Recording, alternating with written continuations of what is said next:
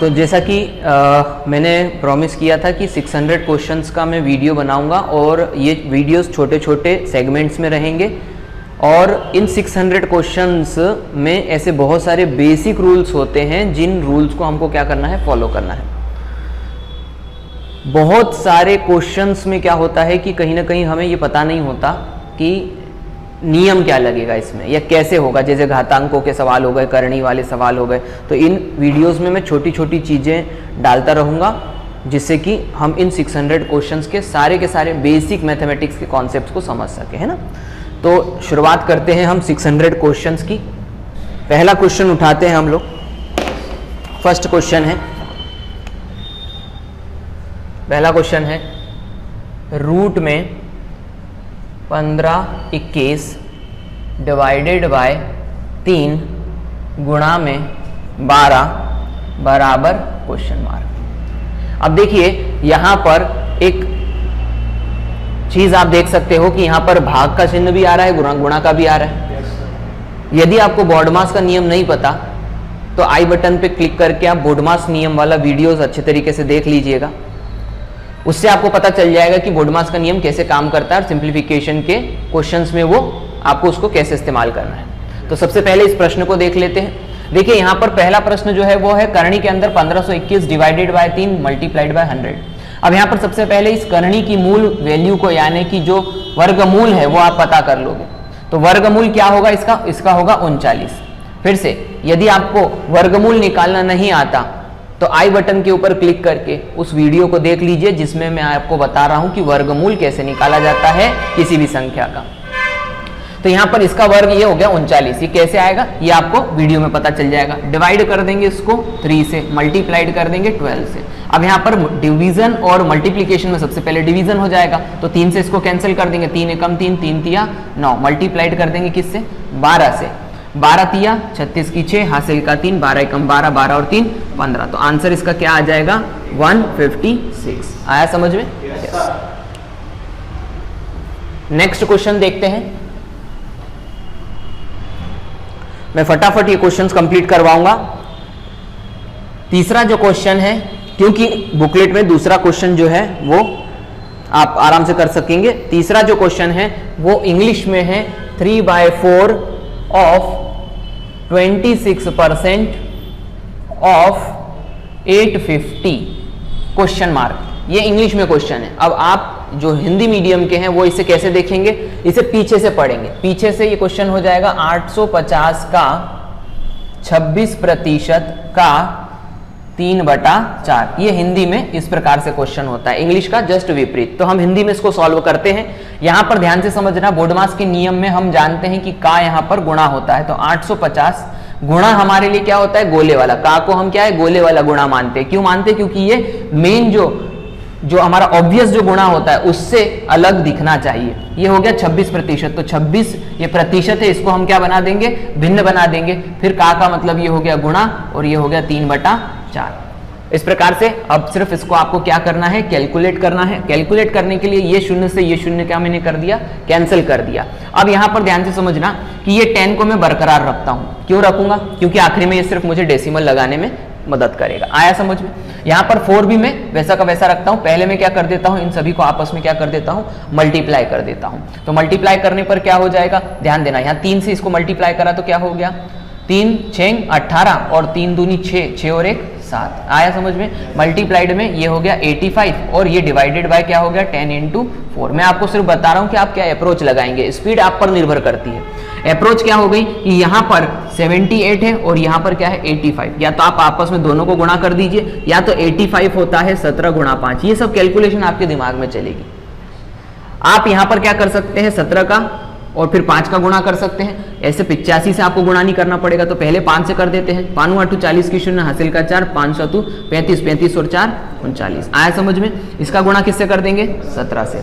17 नामे 153, 3 हो गया, हासिल का क्या आ गया 15। 17 तिया 51, 51 और 10 61, 61 और 5 66। अरे आया कि नहीं समझ में? डिवाइड कर देंगे इसको 10 मल्टीप्लाइड में 4। समझ में आ गया? अब देखिए यहाँ पर 0 से 0 अपने आप ही क्या हो गया, कैंसिल हो गया। अब यहाँ पर क्या होगा कि यहाँ पर आपको 4 से डिवाइड करना है। मैंने बताया 4 से डिवीजन कितना सरल होता है, कैसे, ध्यान से समझना। 4 से डिवाइड करोगे 4 एकम 4 बच गया 2, 4 6 24 बच गया 2, 4 6 24 बच गया 2, ये 23 हो गया, 4 पंजे 20 और ये हो गया 0.75। अरे आए कि नहीं समझ? कहने का मतलब है कि यदि आप 4 से किसी चीज को डिवाइड कर रहे हो तो आपको पूरी संख्या जो डिवाइड हो रही है वो तो देखना ही देखना है, बस आखिरी में ये देखना है कि रिमेनिंग क्या बचा। यदि रिमेनिंग 4 से डिवीजन में 1 बचता है तो पीछे 0.25 लगा दो। यदि रिमेनिंग आखिरी में 2 बचा तो फिर 0.5 लगा दो, और यदि आखिरी में रिमेनिंग 3 बचा तो 0.75 लगा दो। मैंने यहां पर बिना कोई कैलकुलेशन करे रिमेनिंग 3 बचा इसीलिए 0.75 लगा दिया। ये हमारा होता है तेजी से मल्टीप्लीकेशन डिवीजन करने का तरीका। तो इसका आंसर कितना आ जाएगा?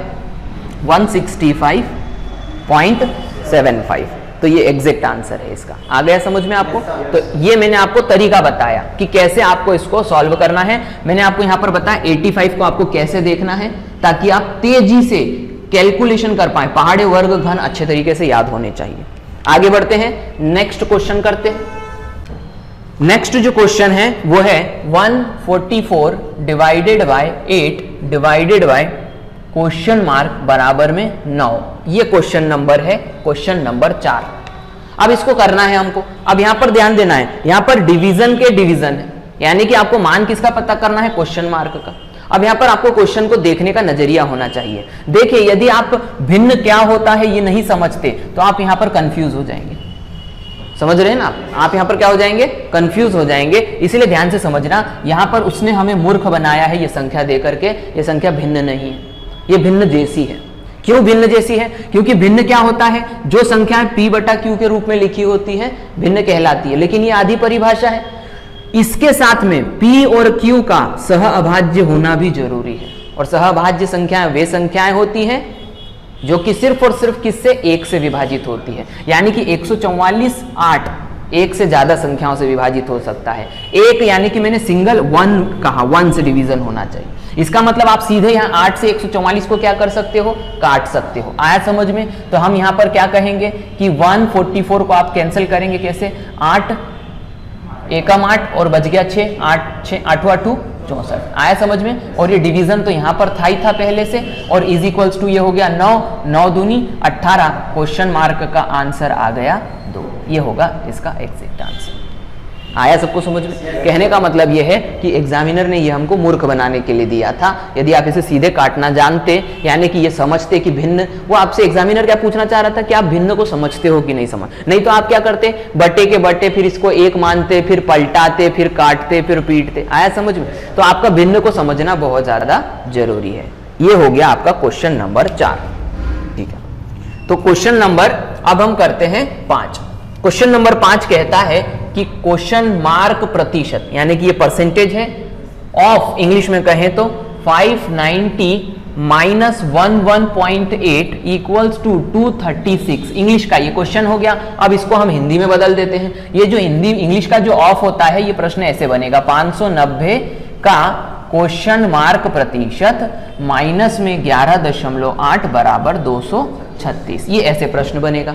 अब इसको हमको सॉल्व करना है। मैं आपको ये नहीं बताऊंगा कि ये कैसे सॉल्व होगा, मैं आपको छोटी छोटी बारीक चीजें बताऊंगा कि कैसे, किसको पहले सॉल्व करना है, किसको बाद में सॉल्व करना है।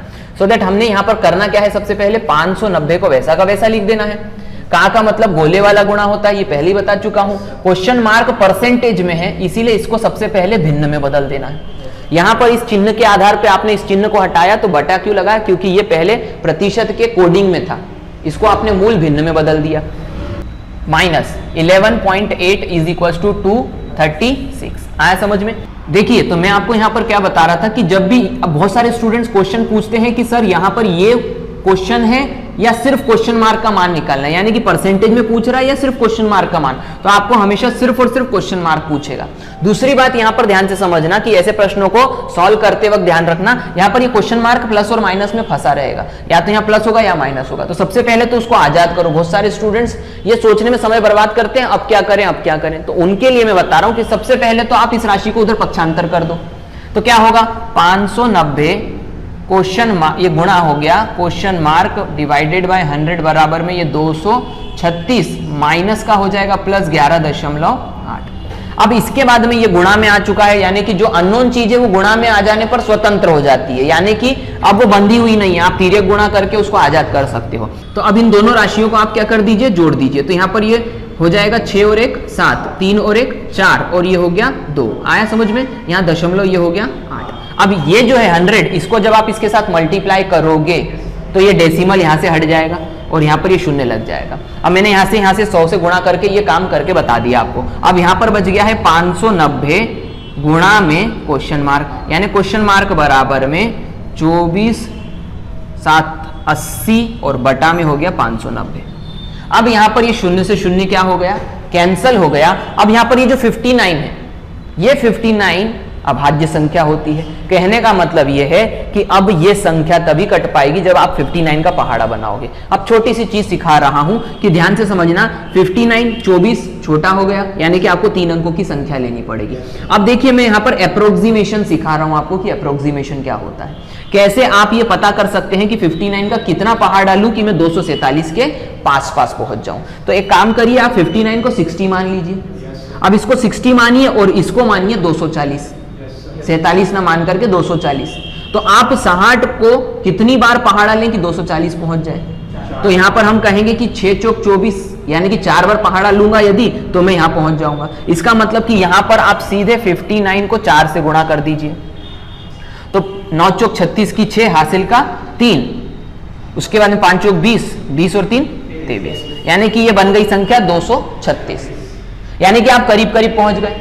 अब एक काम कर दीजिए कि ये 59 इस 3 अंकों को कितनी बार काट रहा है, कम से कम 4 बार तो काटेगा।